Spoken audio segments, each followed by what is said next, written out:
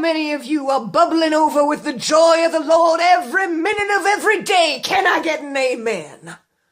How many of you have brought forth people to the Lord this morning? Can I get an amen? How many of my brethren and sistren here today are beyond any need for encouragement as you press on to those pearly gates? Okay, yeah. Me neither.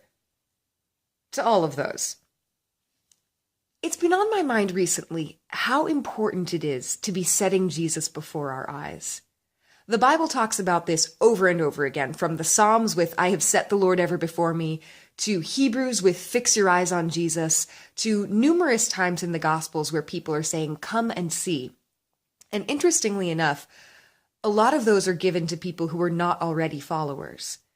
The implication is that seeing Jesus is enough. It's not about us working harder to be more fervent. It's not about us explaining the gospel perfectly.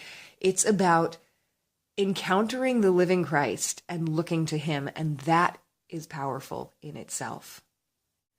At Still Small, this is our constant prayer, because while we are idiots, we are not big enough idiots to think that what we do would mean anything if we weren't looking to Jesus. But it's also one of our huge privileges because we get to help other people see Jesus. Theater has actually been doing this for centuries. It died out for a while after the Greeks and Romans, and actually, even with the Greeks and Romans, it was a religious thing. It was used to remember the gods. But then it died out for a while, and when it was brought back in the Middle Ages, it was brought back to a culture that was mostly illiterate, did not speak the language of the Bible, and did not even speak the language that church was conducted in. So you had a giant group of people who were called by the name of Christ and had pretty much no idea who he was. Until some brilliant people got the idea to teach in a way that could actually work for them without being able to read or speak the religious language. So they wrote scripts. They were funny, they were poignant, they were relevant to local things, and they got the entire communities involved in reenacting and watching the stories from the Bible.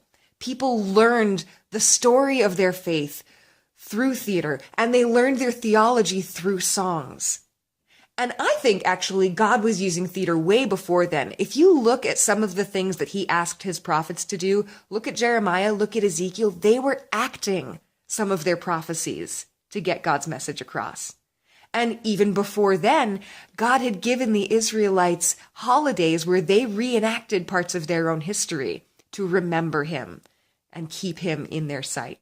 And theater is still so powerful today. I mean, for one thing, the arts and entertainment are a huge, huge part of our culture, but it's a heart language in more ways than that.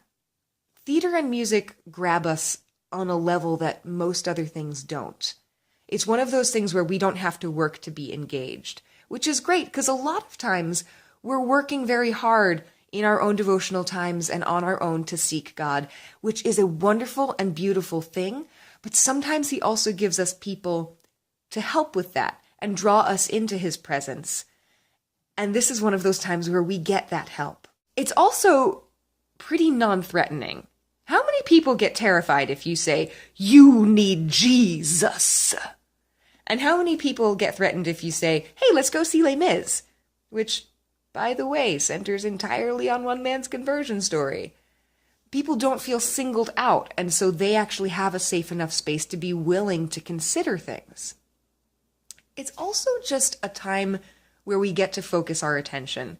We are a hugely busy culture, and so many times we don't actually sit down and give our focused attention to something unless we're watching something. So we have 2 shows that are now available year-round. One is a comic mashup of people's coming to faith stories. The other is a musical based on the diary of an early martyr. So super different, but both setting Jesus before our eyes. And that might look like outreach to people who are afraid of church but okay with plays. It might look like inreach to people who are already in the church. There are so many ways that it could be useful to things that your church is already doing or wanting to do. And I'm really, really interested to hear what your ideas are on that. So please post comments in the commenty posting place, wherever that is. For now, pray with us about what God wants to do. And enjoy the little video we're posting along with this. Again, no copyright stuff, just use it wherever you would like. The last one we shared with you was from How I Met Our Father. That's the comedy I mentioned. This one is from The Diary of Perpetua, which is the other show that I mentioned. We'll be posting another little installment of this soon, so keep your eye out for that. In the meantime, thank you so much for listening. I'm Jasmine Myers. God is still powerful, and we are still small. How many of you would like to go see Les Mis? Can I get... It's just not working for you. Is it the mustache? Well, Is it that some people actually are afraid of musical theater? maybe it is the stash.